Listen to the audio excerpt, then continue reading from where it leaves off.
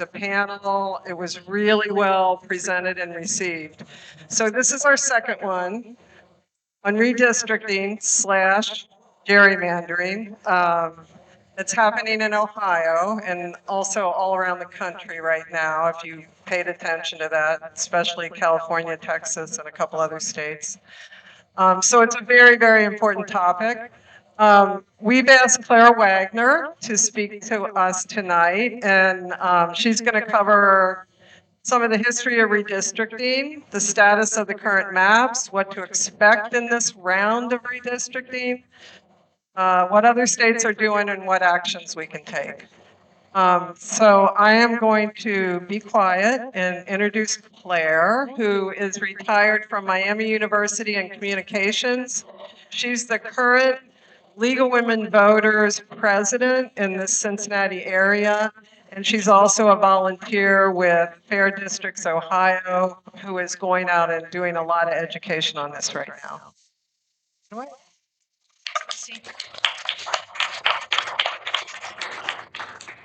Thanks, everybody. Happy to be here. I was one of very many volunteers for Fair Districts and for Citizens Not Politicians in recent years. I am going to go over the history. It's a little chilly here. This might make you hot. So I think you understand what redistricting is, right? It's the purposeful packing or cracking, and I'll define those for you, within districts. Did I say redistricting? Gerrymandering, sorry. To favor an incumbent. Redistricting has to happen every 10 years after a census. That's what's written into the Constitution, right? Because more people are there, the lines may move. Let's have fairly equal size, it doesn't have to be precise, but fairly equal size districts voting for representatives. That's the idea behind it, right? The Ohio Constitution says our congressional districts need to be contiguous, continuous, and compact. If you remember from a couple years ago, the Snake on the Lake was one of the very non-contiguous and compact districts. Jim Jordan's section in the middle, the duck was a big block, then a skinny little neck, and then something going out this way. So we tried to fix it. Wasn't easy to do. So if you all got your handouts, you'll see that I have my favorite visual for what packing and cracking are about. If you have 50 voters, 20 of them are cats and 30 are dogs, the fair thing would be if you had to have 5 districts to have 2 districts where the cats are the majority and 3 districts where the dogs are, right? But you could draw your lines for 5 districts so that there are only dog majorities. Or you could draw to give those cats a 3rd district. And that's the essence of what is happening with gerrymandering. We say the politicians are picking the voters instead of the voters picking the politicians that they want. Ohio has had gerrymandered districts for decades. The League of Women Voters has been fighting it for that long, and Common Cause and Fair Districts a little bit more recently. Redistricting reforms that I know you all voted for in 2015 and 2018 passed in all 88 counties to say that we want to have a districting commission that will take it out of the hands of legislators and also create fairly drawn districts. That was the ideal. I think that the folks who wrote that maybe were trusting a little bit more than they should have been. We did it in 2015 for the state districts, and in 2018 voted in the redistricting reform for congressional districts in Ohio. They passed by 71% and 74%. Holy cow! As I said, they had too much trust. So we made an Ohio Redistricting Commission, but the makeup is the governor, the Secretary of State, the Attorney General, 2 elected Republicans and 2 elected Democrats. And then the rule was that, well, the two minority, the way it's written is 2 members of the majority party, 2 members of the minority. But in Ohio, it's Republicans and Democrats. So it was written so that the 2 members of the minority party had to agree on anything that got passed, if it was going to go through the process, okay? And as you may remember, the law said the Ohio Supreme Court is the final arbiter if there's not agreement. That didn't work either. So 2021, so that was 2015, 2018, had to wait for a census, right? This happens every 10 years, but COVID slowed down our census, remember? It even like got stopped short, I think. So 2021 instead of 2020. Fair districts, League of Women Voters, Common Cause started pushing on the governor like in early summer because we were supposed to, if you backtrack the process, start having public hearings and invitations to submit maps. And it just wasn't happening.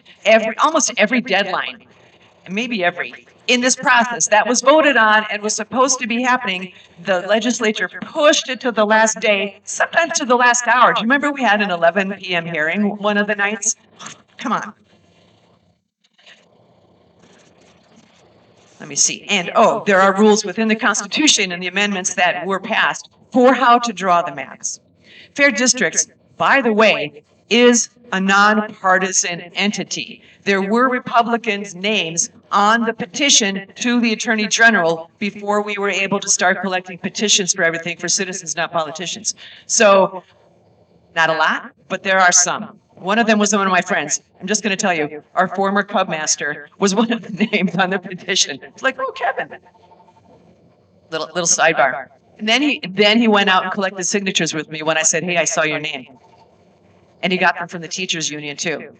So anyway, fair districts engaged professionals, regular citizens. You might remember everybody was invited to submit a map, and I think they will go through that process again for us.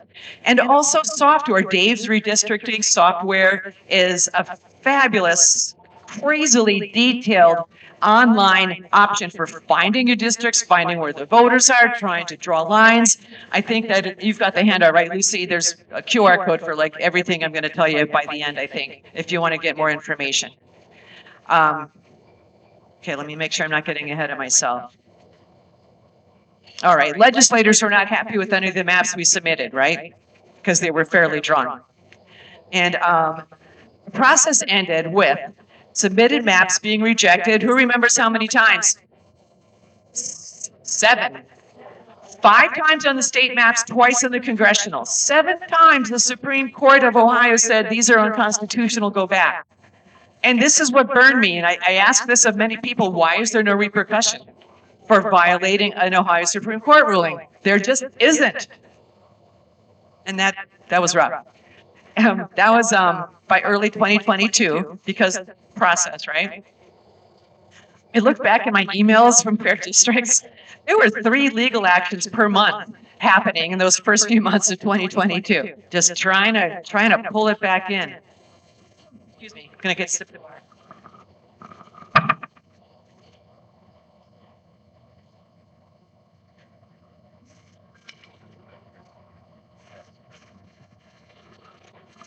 And then, because the lawsuits went into early summer, we passed primary time. Do you remember? We had to have a primary in August for $20 million. I actually remember Frank LaRose was thinking about fining candidates for not meeting their filing deadlines. But they didn't know if their house was going to be in their district until it was settled. What a mess. You know, that was no matter what candidate you were, what party you were in. So this is what happened then. In the meantime, from 2022 to 2023, the legislature also put forth measures to make it harder for citizen amendments to make it to the ballot. Remember this monstrosity? It's only 50% needed to get on to pass to get on the ballot in Ohio, and they wanted to raise it to 60%. 6 months after, they passed a law that said no more August elections. They just cost too much. And then they just did it. Holy cow, again. Anyway, 57% of Ohioans thought that sucked as well, and we voted it down. That was August of 23 then.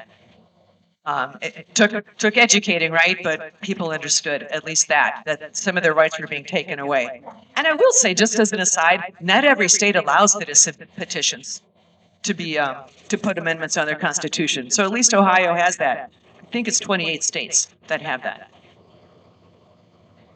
Let's see. So, in the final hour before their 4th deadline to create fair Ohio State House districts, Ohio Republicans abandoned maps by hired independent map makers. You may also remember that. Was anybody else watching the Ohio channel when they had everybody on? And then they pulled them in at the end, and then they finally said, oh man, daggone it, too late. We can't use your maps, no matter how good they might be. We're just going to go back to what we had. So that, and it was allowed because no repercussions, right, for dismissing the Ohio Supreme Court rulings. So those new fourth set of House and Senate maps had tiny changes from their previous version, tiny tweaks, and it passed 4-3. Some lines were moved. Gerrymandering was not removed. More legal proceedings. Then, here's the date, September 26, 2023. After 4 public hearings, 3 of them at remote state parks, 2 of them on Yom Kippur. Remember I said they just kept putting it back, I should say. The Ohio Redistricting Commission reconvened late in the night. This was one of the late night ones after what we perceived as secret negotiations to come up with this unanimously approved new House and Senate maps.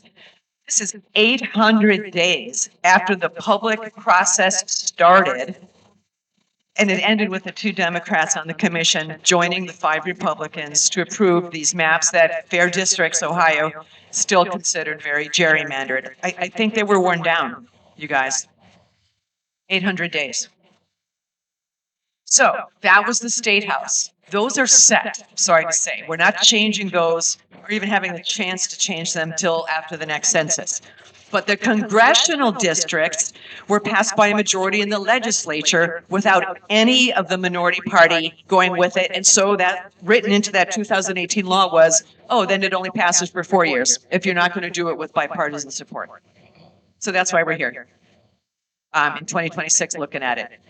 Also in mid-2023, folks started working on Citizens Not Politicians, this effort to create a constitutional amendment for an independent redistricting commission, not one populated by legislators, electeds, right?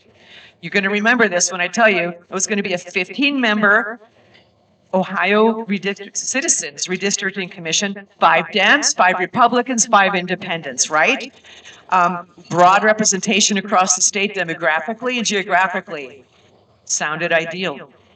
And current or recently former politicians, lobbyists, or representatives of a political party from being one of those commission members, requiring fair districts, of course, not favoring any party or individual, and require openness and an independent process. What we had before, but what we trusted with a legislatively led redistricting commission. So we had volunteers across the state. How many of you got petitions out there? Yay. Kathy picked up from my house. We got far more signatures than we needed on this very detailed, I will say very detailed, rather long, because we knew we couldn't and had to pass any legal challenge it might have, right? So it was a long petition, but we got it on the ballot. It was issue 1 last November. We had more than 130 groups, it's still listed on the Fair Districts website, endorsing it. You know, from education groups to faith congregations to unions, all kinds. We did talks, we did letters to the editor, and Secretary of State LaRose leads the ballot board. So, you know, there's a small group that decides how do we word everything that goes on the ballot in Ohio. It's, I believe it's 3 Republicans, 2 Dems, and one of the 3 is Secretary of State LaRose. So I remember the day the wording came out, and I knew that was going to doom it because it was a lie. It said that if you passed issue 1, you were going to enshrine gerrymandering instead of eradicate it. And you had to be a person who took the time to read online, either at Fair Districts or read the State House rules and everything to see what it meant, to know that that was false. But then, you guys, every single major newspaper in Ohio put out op-eds or opinion pieces that said, don't fall for deceptive wording on the ballot. They all did. But people, too many of the voters, didn't have the time or patience or awareness, right, to look into it. And when they got in the box, Lucy and I mentioned, we all know people who are smart people who didn't look ahead of time and went, I was supposed to vote yes? Because it said you were going to enshrine gerrymandering if you voted yes, and that wasn't true. I worked the polls since I've retired. And we always have to put up the wording of a ballot, you know, somewhere along all the other things like don't bring a gun in and here's your district map and everything. But the piece of paper that printed out the wording for the amendment was, I'm going to say it was like 7 feet wide by 4 feet tall. So I referred a few people to it if they looked curious and confused, but that was a hard ask. That was a hard ask. And so we lost. And, you know, it was just a power grab, just a mighty power grab by somebody in power to retain power, just like the essence of gerrymandering is, right? But this was on the ballot. So, status of current maps. Like I said, state house districts were set because it ended up being a bipartisan vote. Bummer. But we got the congressional. So I've seen a couple times, and so I'm trusting these numbers, that there's about 55% of voters in Ohio, those who actually vote, not necessarily registered, I think, are Republican. So 45%. Oh, no. Those who are, I'm going to tell you a good, interesting side thing if you don't know. 55% Republican, 45 Democrat. Of those who declare a party, do you know there are more non-affiliated or independent voters than either Dems or Republicans in Ohio? So, you know, when you learn that, you go, wow, gee, polls, not really sure what to do and how to know how they're going to vote. And anyway, because we elect people based on party, 55-45. So right now we have 15 elected congressional reps, 10 Republicans, 5 Dems. Donnie Isaacson, representative local, has been out in the media, and others have said, you know, wow, for the 55-45, maybe 8-7 would be really fair. Jen Miller, the executive director of the Ohio League of Women Voters, thinks it's going to go down to 12-3, maybe 13-2. That's the fight we have, and it was hard to hear that. So just to share a little bit more, so this goes back again, we approved this in 2018. Oh, sorry, I mentioned this part. That's why it's only 4 years. I think I had this in here twice. What to expect. So the process of going through map making is supposed to follow a similar thing. Putting out, the legislature and the commission are supposed to put out invitations to, hey, draw some maps, submit them. You know, they ignored it the first time, but they have to do that by law. Then once maps come in, and they'll probably have their staff draw some of their own maps like they did last time. Stage 1, General Assembly would pass 6-year maps by 60% of all members and 50% of the 2 largest parties by September 30. That's not going to happen, right? Didn't happen the first time. Stage 2, that Ohio Redistricting Commission, again, 5 Republicans, 2 Dems on it as it sits, right, would vote on it. And they could pass a 6-year plan with a 4/7 vote with the 2 members of the minority party included by October 31. So that gives a month to happen. That is unlikely to happen. So this is what's likely to happen. Stage 3. It goes back to the General Assembly from the commission. They can pass this 6-year plan by a simple majority.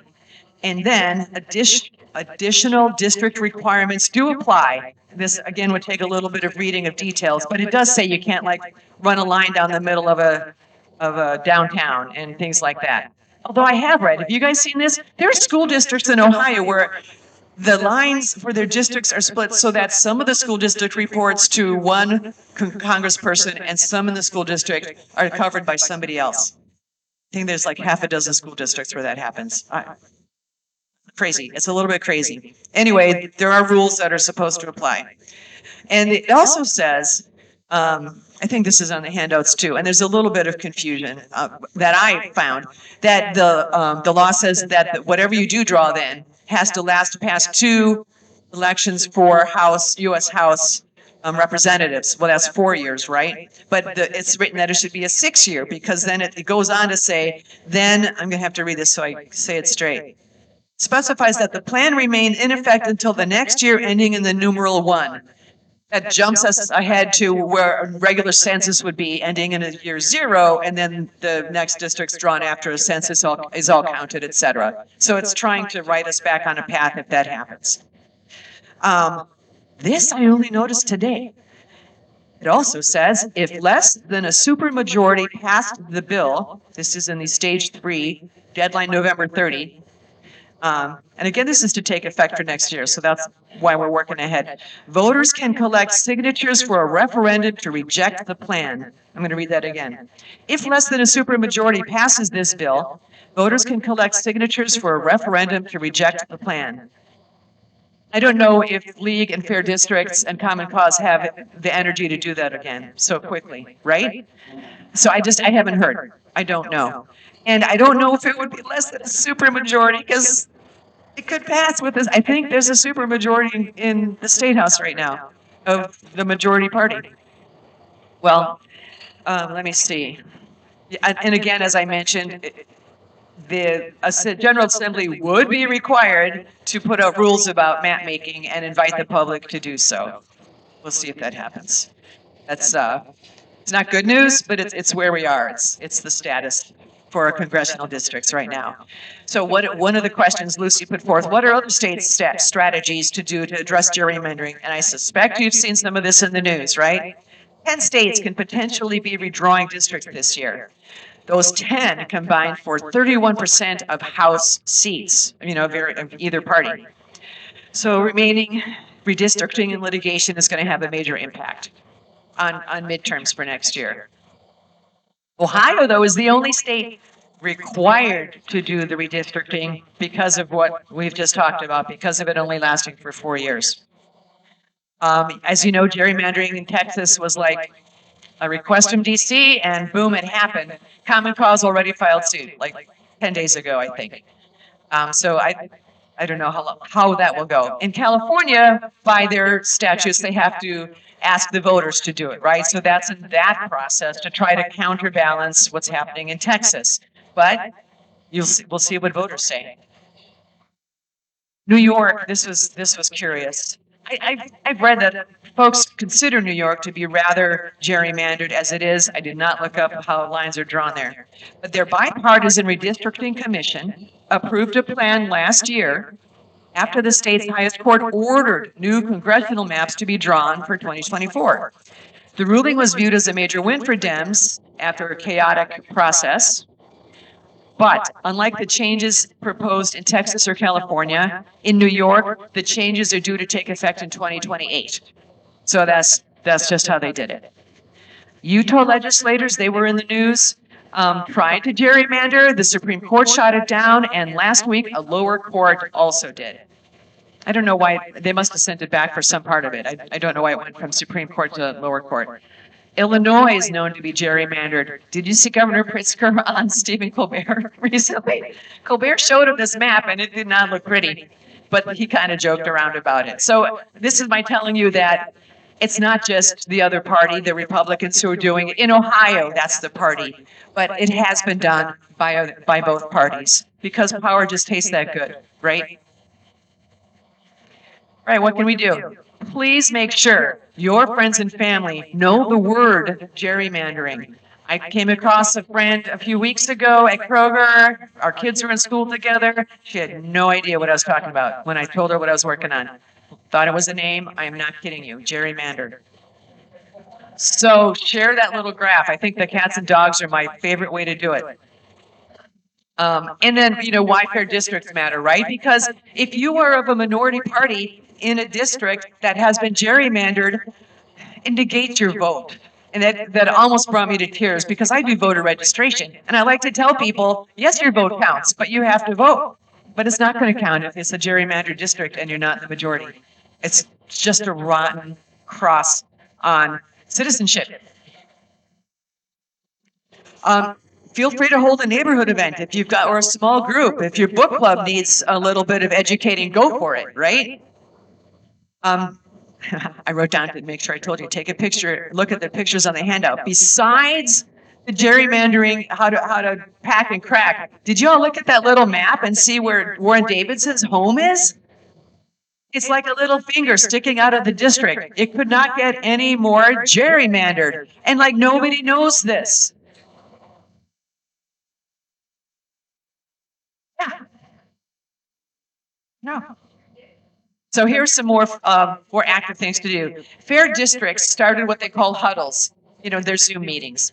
The next one, and Lucy put a QR code for you to register on her brighter colored handout, if you will. It's in 2 days at 6 o'clock. You can RSVP. Mia Lewis leads those. She's fabulously organized and passionate, and often has guest speakers. We had somebody from the Texas Common Cause speak last time, actually, about what they were going through. And then a week from this Wednesday in Columbus is what Fair Districts is calling Fair Maps Day. They want a great showing. I know it's a 2-hour drive, but they want a great showing near the State House. It's gathering at a church across the street. And then I think we're going to march to show the legislators that we don't like rigged districts. That's also in your handout with a QR code. And they are requesting registration. And then I mentioned Dave's Redistricting app. Really cool. I have not attempted to make my own maps, but people have. And it's just kind of fun to log in and see what it entails and kind of educate yourself about what people do consider if they're going to draw some of these maps. There's training offered, I think, through the website as well.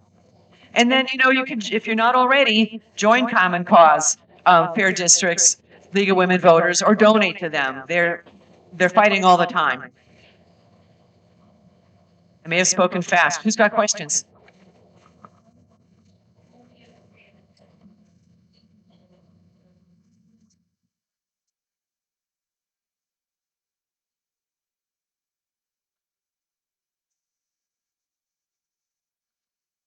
Claire, would you kind of summarize? Yes, I the will. question? Yeah. Barb asked, what can we really do if we're in a state with the majority of the party that is guilty of gerrymandering? There is not a lot.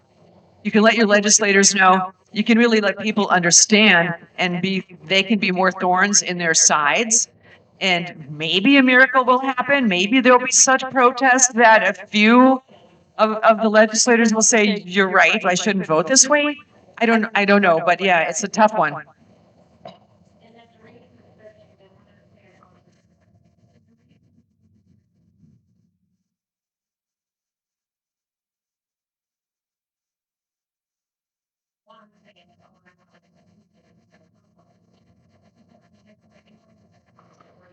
Right, because Barb's asking, why, to clarify again, why we're doing this now instead of 10 years after it was done, right? It's because the congressional maps were not passed in a bipartisan fashion. Yeah, so that they only were given it was written into the amendment then, it would only have a 4-year life. Yes, yes. I think the process might start before 6 years, like in the 5th year, but yeah.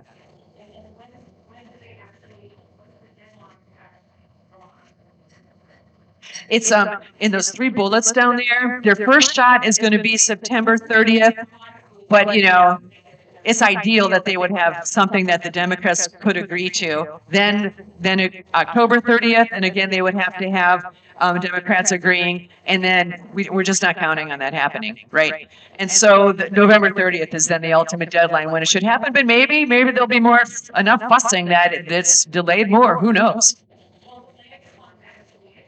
Yeah. Maureen O'Connor.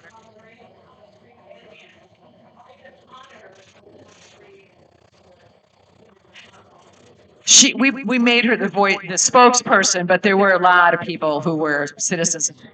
Right, she was right. She was Chief Justice. Yeah. She was Chief Justice before, right? After she was out, then she could join the process. No, not a majority. Yeah. Right. Right. Like I said, you can be bipartisan and support fairness. Did you have a question? Yes.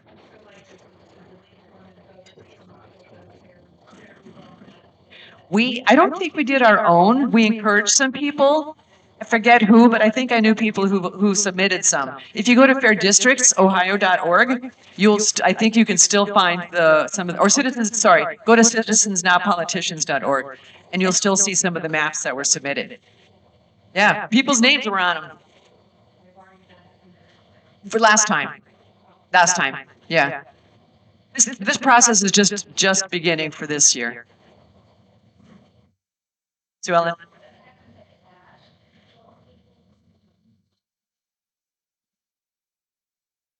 There is an opportunity, but Fair Districts has put out word, but I haven't seen anything in the news that said that. So I confess I didn't look to see if it's in the legislation about when they would open that process up, but they're supposed to. It's part of what we all passed to have them do, is open it up to people.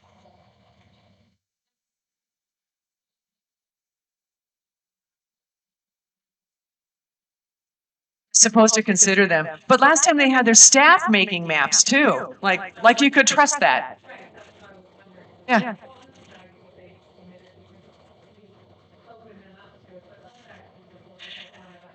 Right.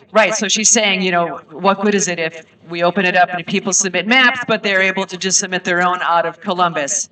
And that pretty much happened. It's just that the law said they had to do it.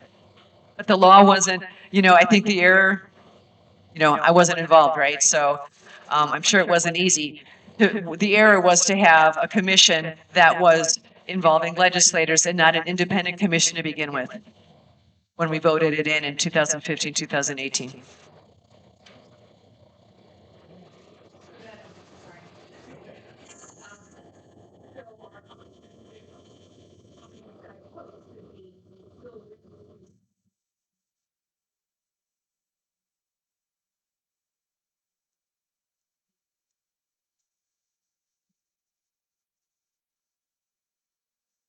She's wondering if optimistically pie in the sky, there might be enough disgruntled Republicans who favor fairness and would vote against the legislators who would have made it. Right. There's so many more independents than either. So you know where the blue counties are and the red counties are. I think that maybe I don't know if people got out enough to the red counties to try and hold meetings. It's a little bit, you have to be brave sometimes, right? But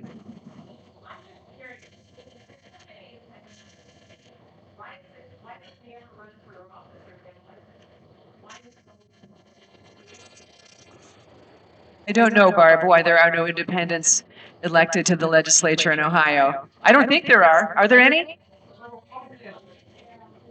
Money.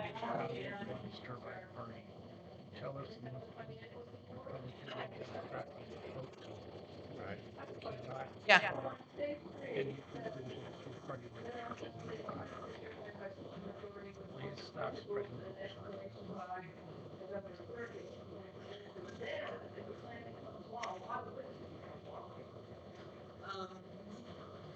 Think about why it's worded that way.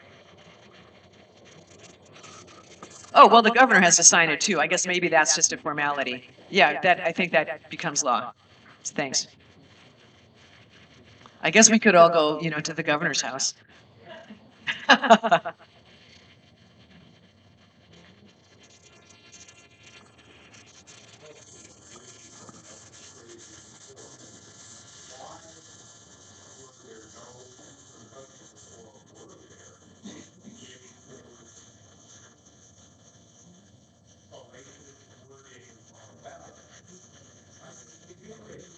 Because the party in power did it. I don't know that you can sue over ballot wording. I don't know.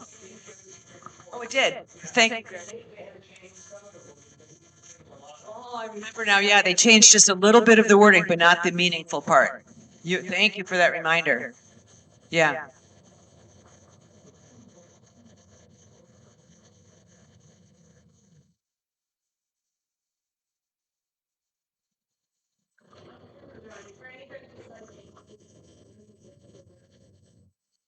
Actually, Allison Russo. Yeah.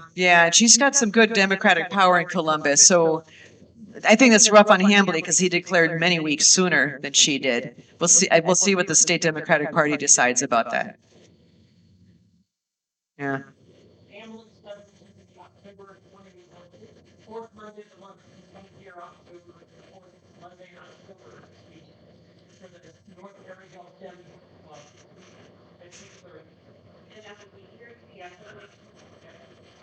Hambley here, fourth Monday, 6:30. Thanks, everybody. Be active.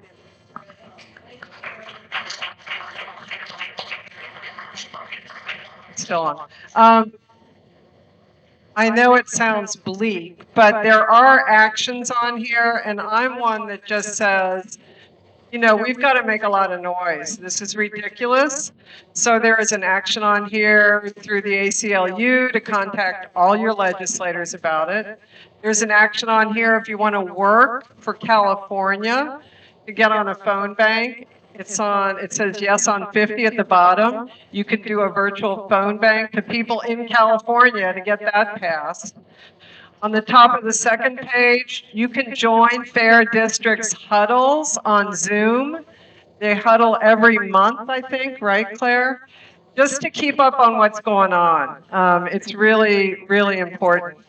And then also, I think, Claire, you're going up to the day in Columbus next Wednesday. So go up. It's very well organized. And we need to make noise on this. I mean, it's kind of ridiculous. Write letters to the editor or whatever. But we always have these meetings with action. So please try to take an action. Yes. Yes. And then at the top of your paper, next month, our Bold Talk is on what's going on at the State House, because there's a lot of bad stuff going on at the State House. But we want to keep on top of it and know what's going on, know what bills are being passed, et cetera. So we'll be here next month, October 13th at 7 o'clock. Thanks, everybody, for coming. If you sign up for the fair, get the slides afterwards emailed to you, and it's just really helpful stuff. And thanks again to Claire for coming here and talking.